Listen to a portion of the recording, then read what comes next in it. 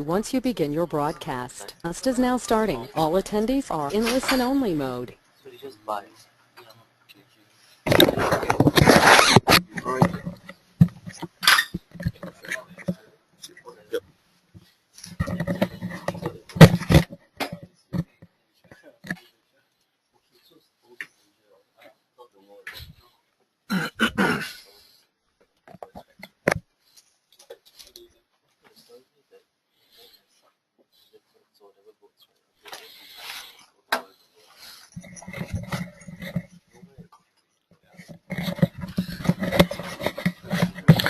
Good morning, clients and remisiers and traders.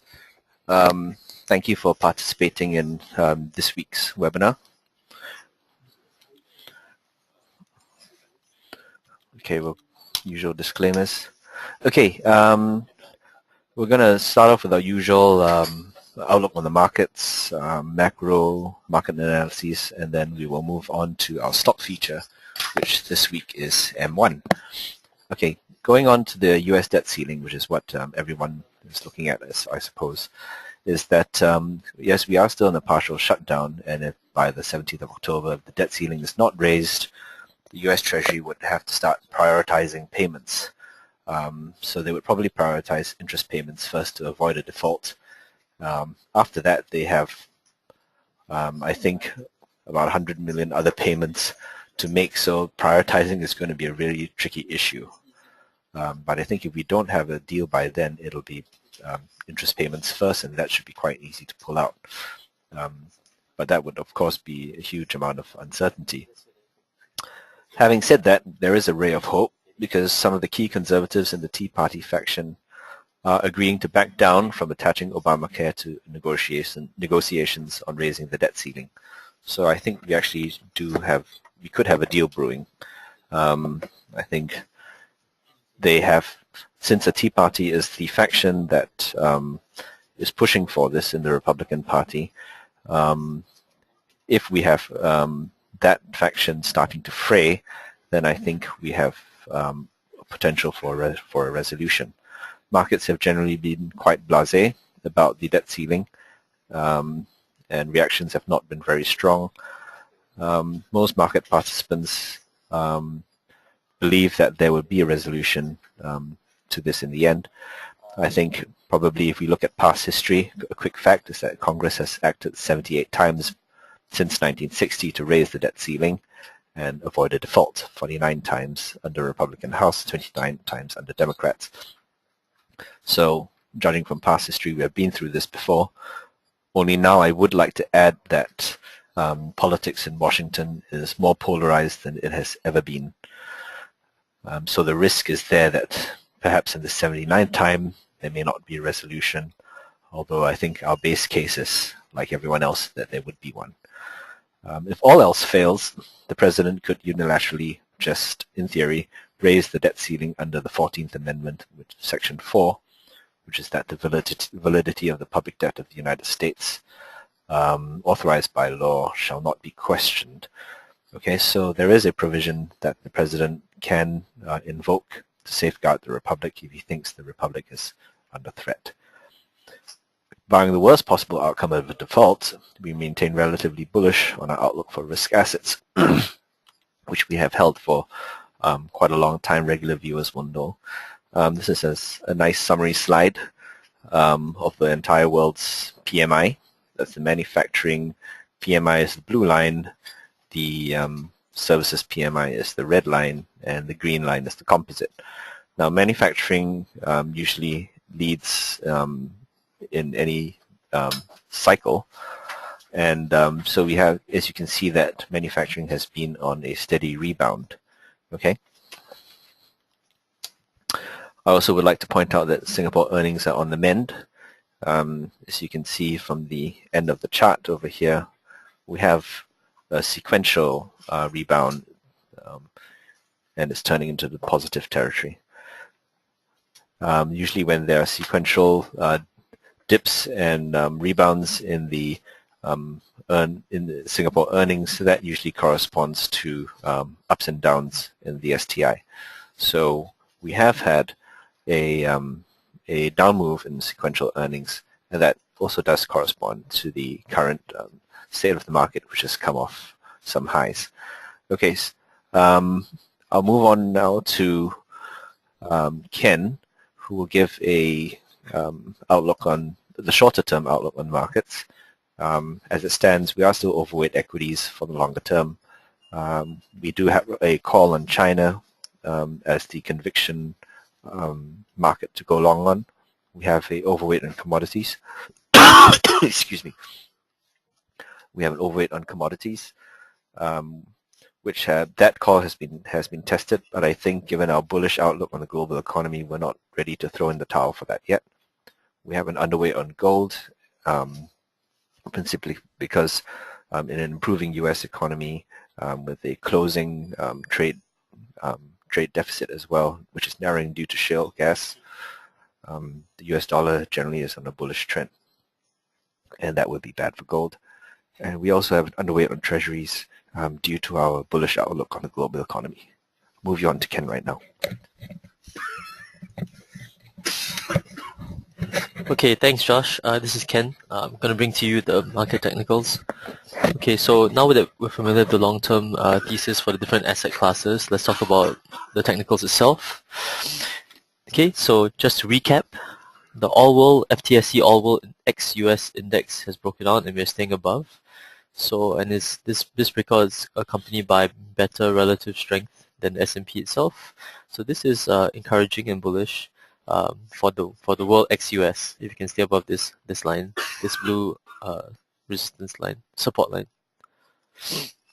Okay, for gold, we mentioned last week that that we're in a consolidation zone for gold, and we're still there, and it's looking a little bearish. But so basically, gold is looking bearish longer term.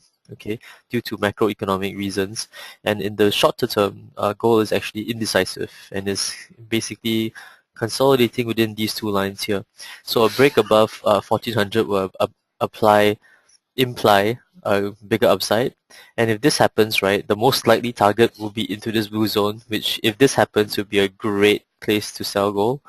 Or if you have gold, this is a great place to definitely take a profit.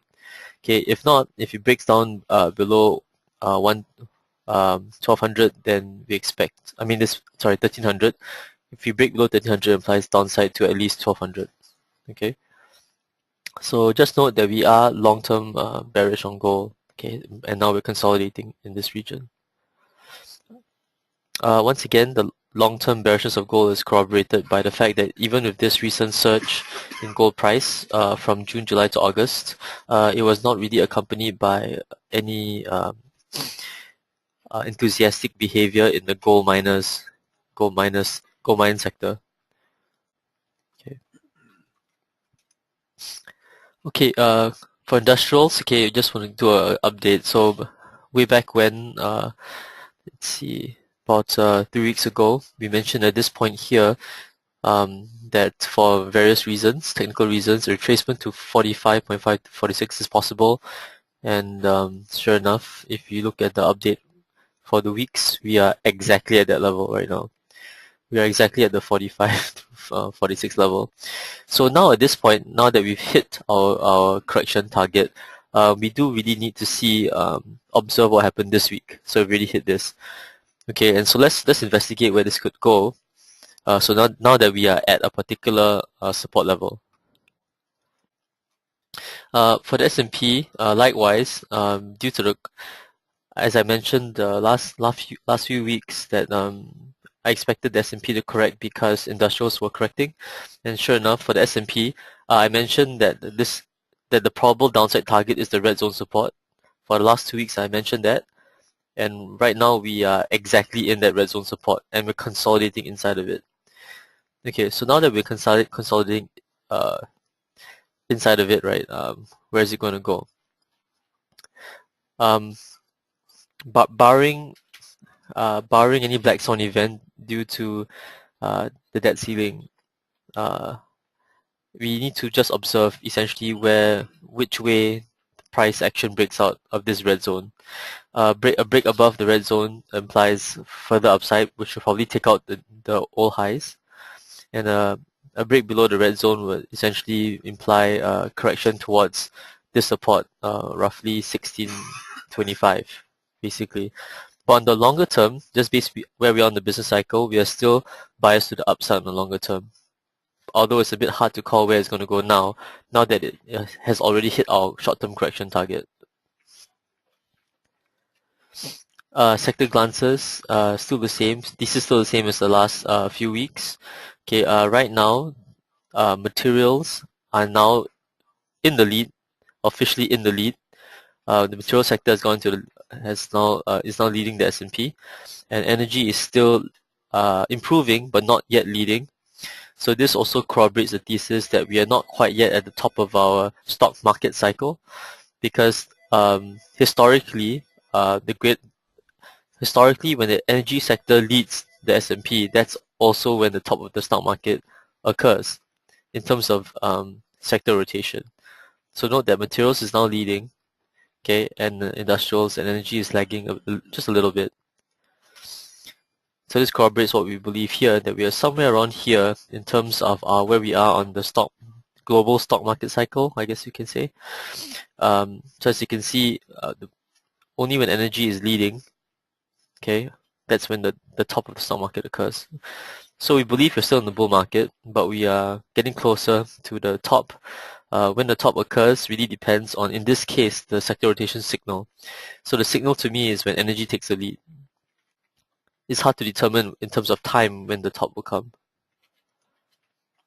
Intermarket relationships. Okay, so based on intermarket relationships, just to recap, so bonds have since March have been on a ginormous correction, and we have actually just bounced off this multi-year long-term uptrend line.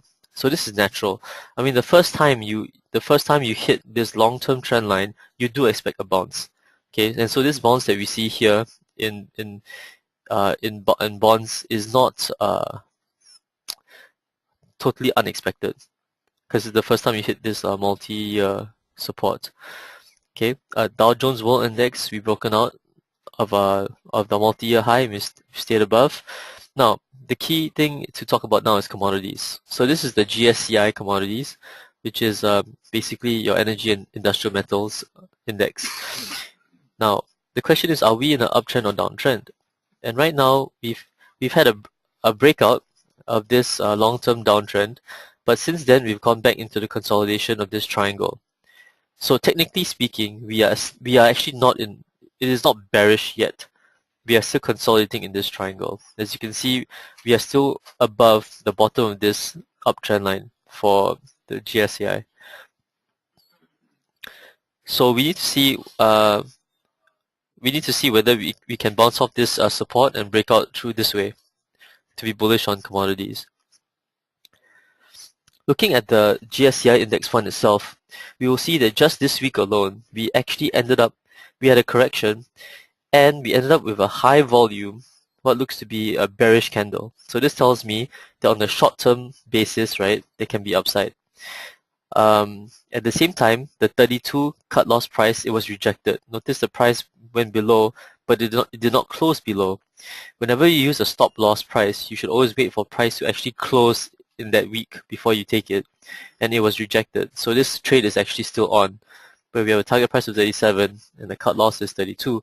But this is just for trading purposes only. If you want a convenient cut loss price, just know that in order for commodities to be officially bearish, you need to break through this first support line here, okay, as well as this bottom uptrend support line. But if both of these get broken, then you can go officially bearish.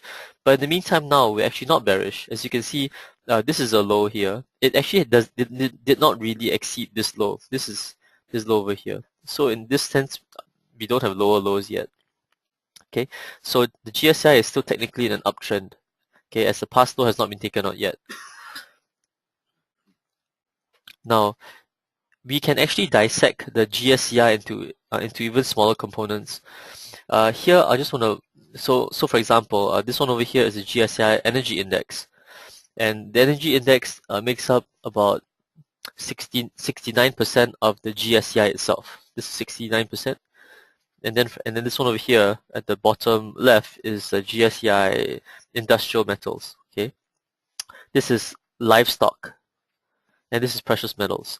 Today I will just concentrate on these two, energy and industrial metals. Okay, and you can see that for energy, it's the same story, where you cannot say that the energy index is bearish unless you actually break this particular support line here, which is on top of the breakout point of this massive consolidation, as well as this bottom side of the triangle. So both of these needs to break before you can officially say it's bearish. And right now we're on support. Okay, so we're not bearish yet. Same for industrial metals. We're actually keeping above this level. Now, if it does break, then we will have to reconsider our bullish thesis on commodities. But until it breaks, then we are sticking with our bullish thesis. Oil service sector, same story again. We mentioned this trade a couple of weeks ago, and it's still on. Since the breakout, our cut loss price was $44 and target price is 52. So most recent action, this is an encouraging bull candle right now. So this trade is still on. Okay.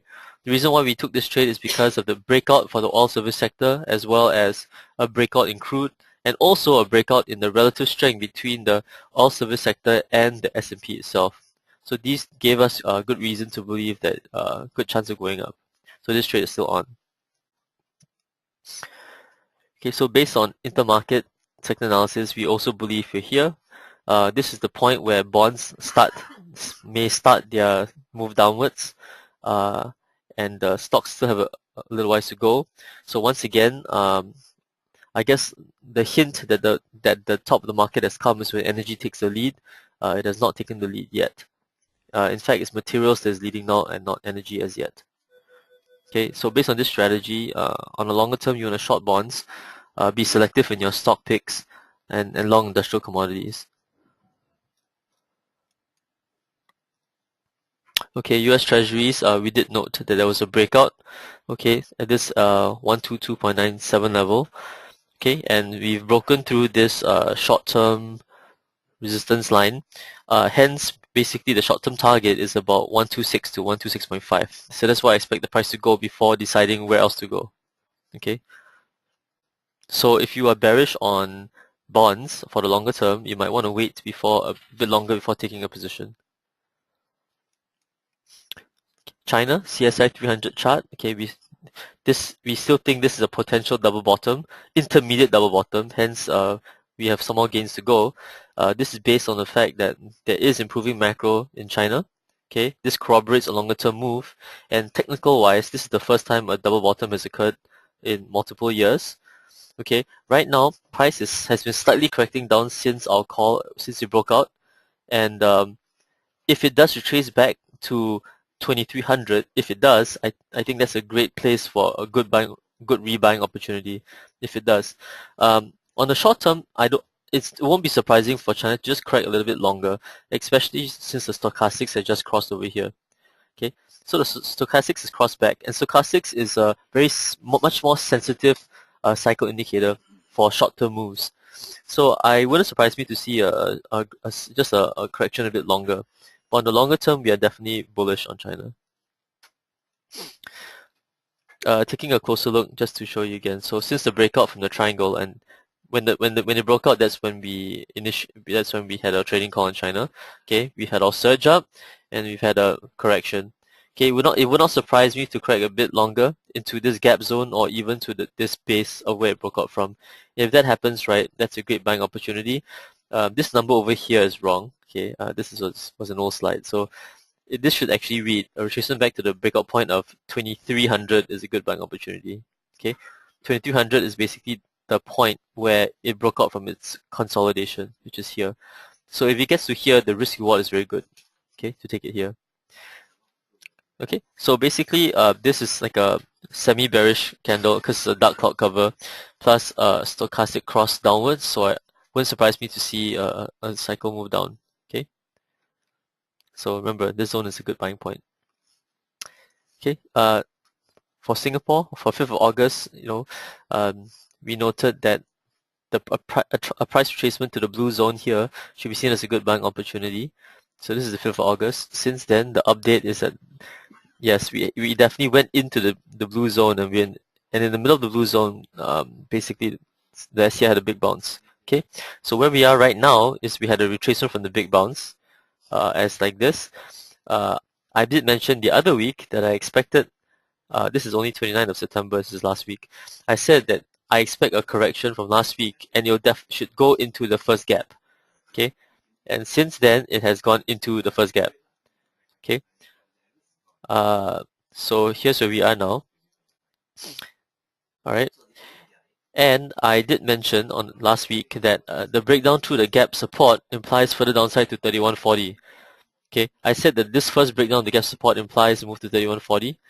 Okay, and that's basically what happened. We've gone right into 3140 right now. So now that the Singapore has also hit our short-term correction target. So now we have to really see what's going to happen. Essentially, if the price breaks down this level here, the second gap, it implies a move down to the third gap over here. Okay, but we are still biased on the upside due to improving macroeconomic conditions. Okay. Okay, to summarize, we are overweight equities, especially within the materials and energy sector. Okay, technically wise, especially in the S&P 500, we hit our short-term target, and now we need to observe to see what happens this week. We are still long China, although we could be midway through a short pullback. Okay, commodities is also a key technical support, and we need to see a bounce from these levels so we can remain bullish. The oil and gas service sector trade, this particular one is still in force.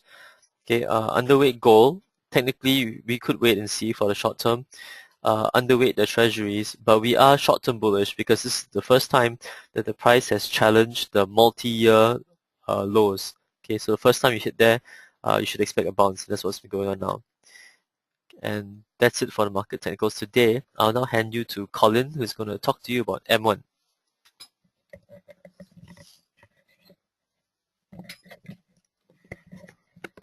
Thank you, Kenneth.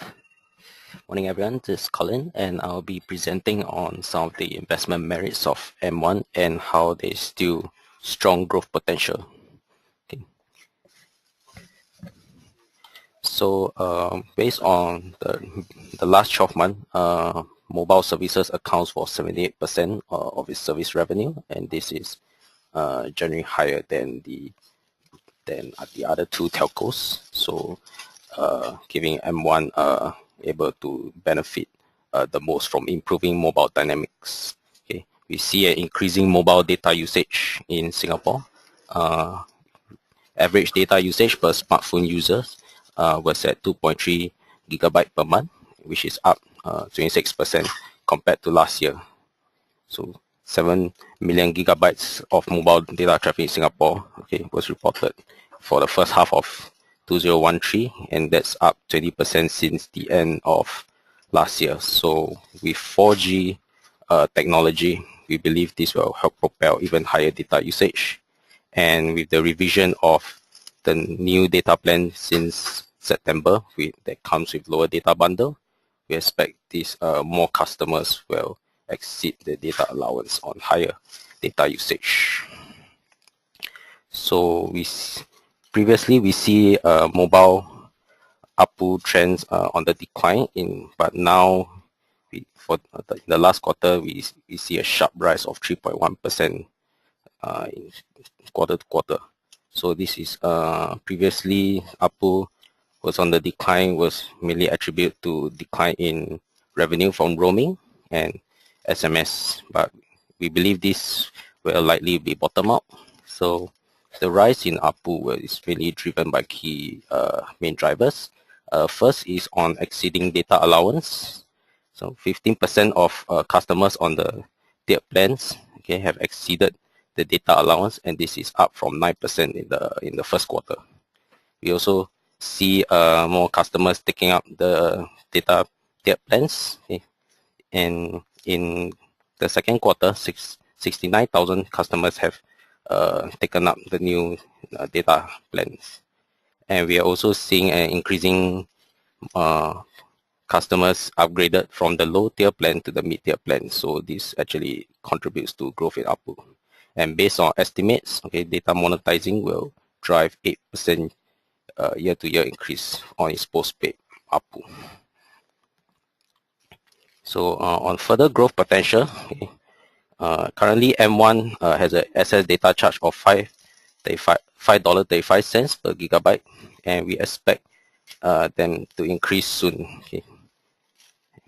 So, and currently there is a waiver of a 4G price of $10.70 per month. So right now, okay, there is a waiver on this price, but we expect in future that this waiver will be ceased.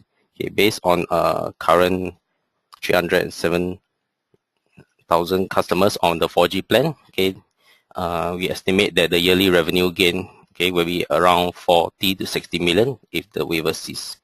So, okay, and on the third area, okay, there's potential partnerships with OTT players. Okay, so this allows M1 to help recapture revenue, mainly that is lost to OTT apps as subscribers are mainly using OTT for chats and text messaging. Okay, although no further details has been revealed yet, but it may take cue from some partnerships between Hong Kong's telecom with WhatsApp data pack and probably also with China Unicom's WeChat plans, etc.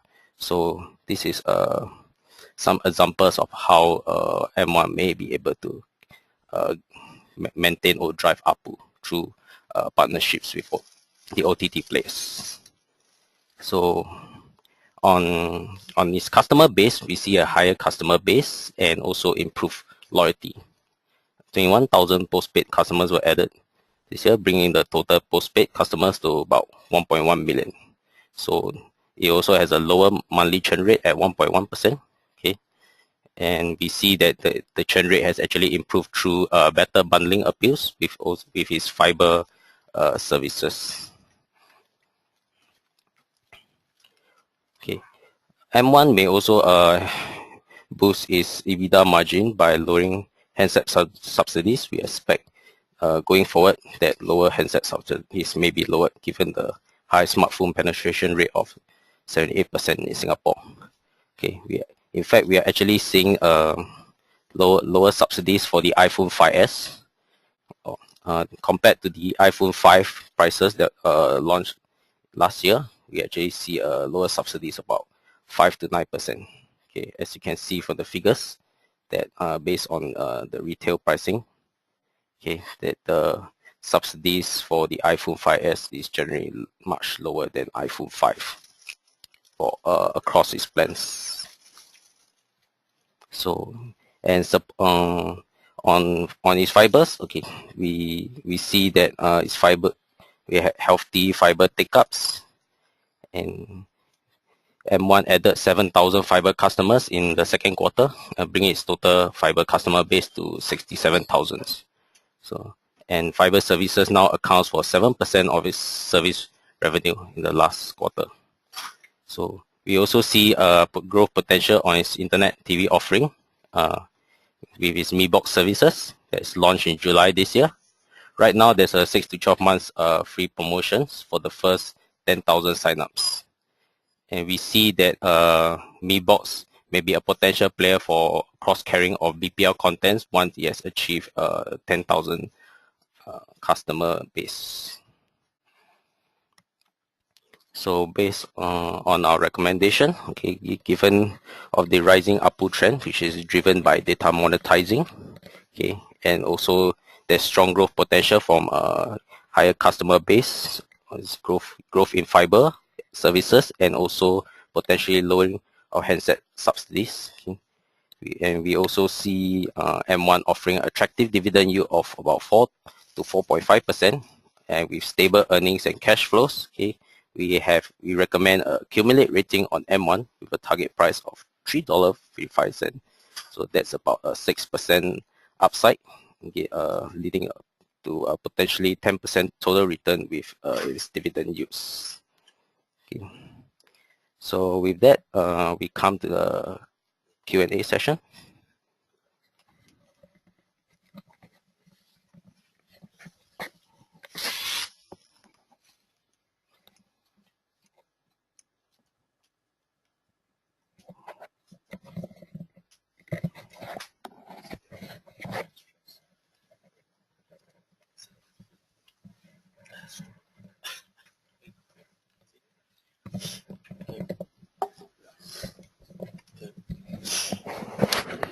Okay, the question is: you are positive on industrials? What are the stocks on SGX that we can invest for industrials? Well, we cover a few industrial stocks in our research group, and one of them, a potential good one, is Sin Heavy Machinery. We released a report on this company about 2.5 weeks ago, and we believe that Sin Heavy Machinery is a up-and-coming crane rental and trading company. It's now trading at a price of about 21.5 cents. We believe the upside is towards 27 cents, which is like a 25% upside. This is based on valuations and prospective growth prospects as well.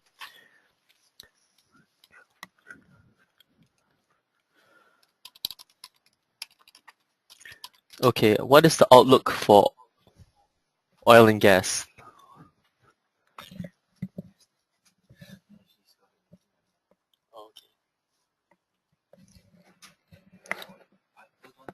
Okay, we're going to hold on for that question for a bit because our oil and gas analyst is not here at the moment.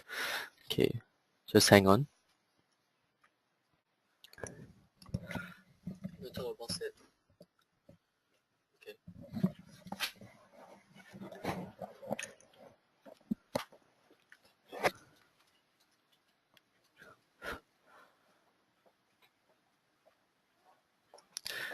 Okay, before that, another question. Based on sector rotation, should we long energy? And the answer is actually yes.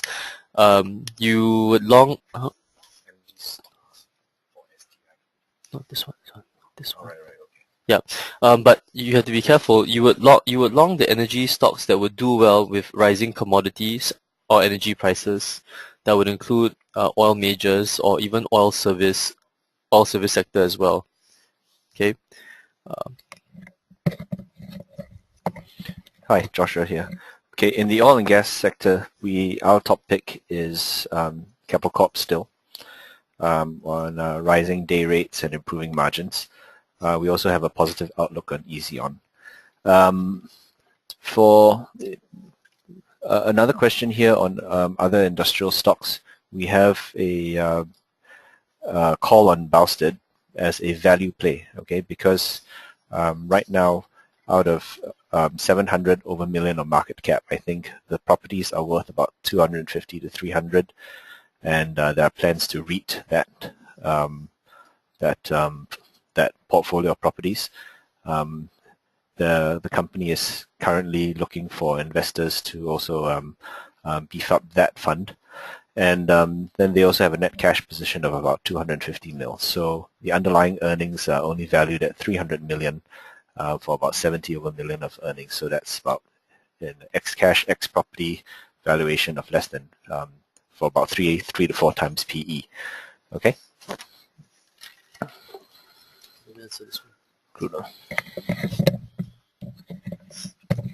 There's a question on what is the time horizon, I assume, for Sin. The thing is, Sin is also a value play. So right now it's trading for, after dilution, it's well capitalized and it's trading at about 9 times PE right now. It also it usually spots a 4% dividend. So this is more of a value play, and I don't have a time horizon on Sin per se, although we think that valuation-wise it is cheap. And it gives decent dividends and has a good price-earnings ratio.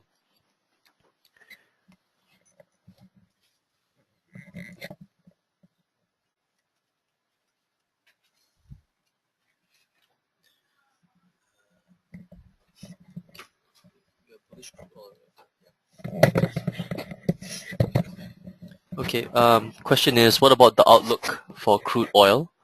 Okay, our outlook is as follows. So on a microeconomic level, because of the improving economies in the US and Eurozone, on the longer term, we are actually bullish on crude oil. However, technically speaking, what's going on now is that we are on a key support level. So as long as crude oil or the or the energy commodities, if they can stay above this key technical level, then we are also bullish. If the key technical level is broken, then we have to concede that there may be a short-term sell down, although on the longer term we are still bullish. Right, so please refer to, I talked about this earlier under the GSCI Energy Index, why we are on a key support level and we are consolidating right now.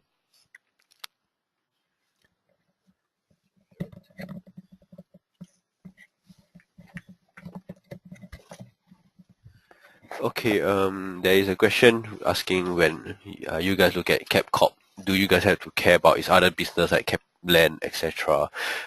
Specific to Capland, I think that you have to look, take a look at it. It still forms quite a substantial part of its contribution to revenue and also in terms of valuation-wise. So for Capland, we actually have an accumulated call, and for Capcorp, we are also positive on it as well. So on an overall, yeah, we do feel quite favorably, and yeah. It's still accumulate to a buy call for us.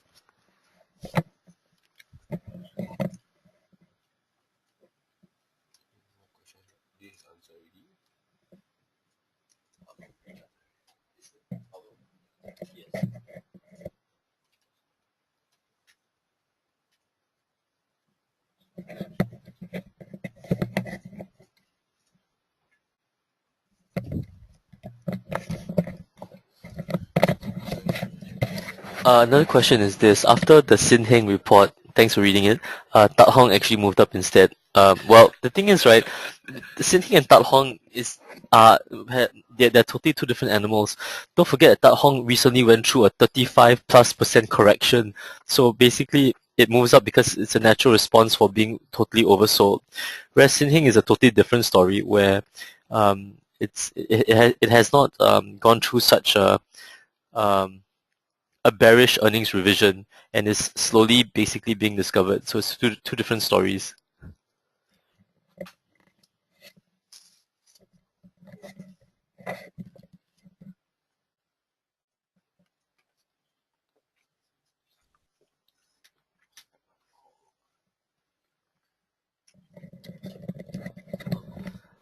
Hi, we have quite a few questions on coal here. Okay, generally, we're not experts on coal, but yes, energy does rally at the final end of the market, and that does include coal.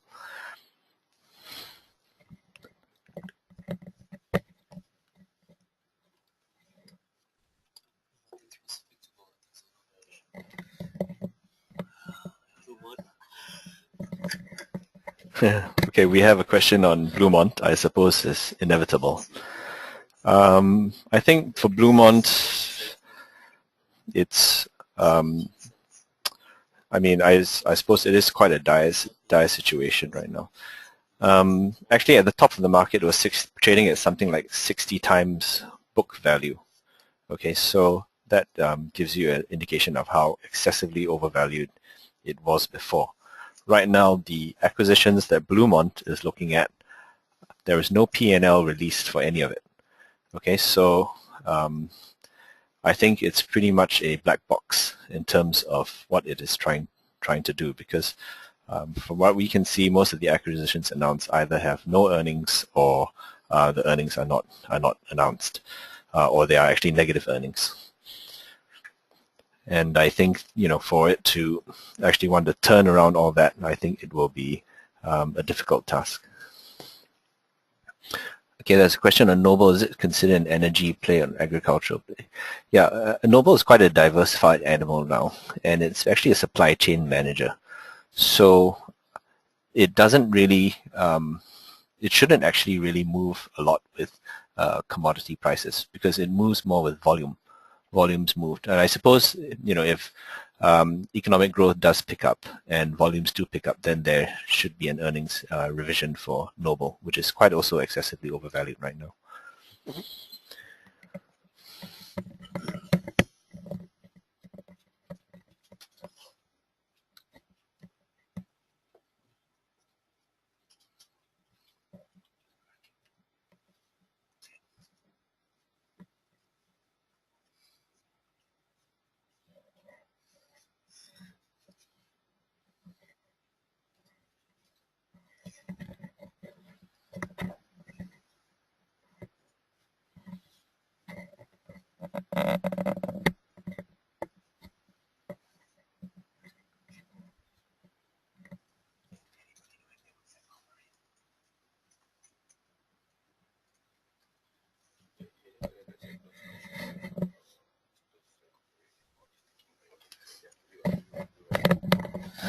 Hi, we have a question on Sembcorp Marine. Unfortunately, our oil and gas analyst is not available today.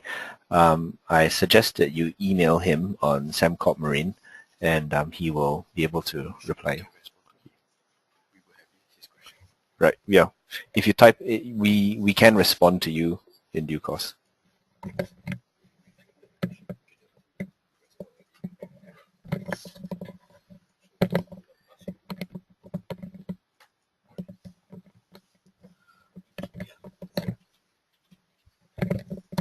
All right, thank you, guys. This is the end.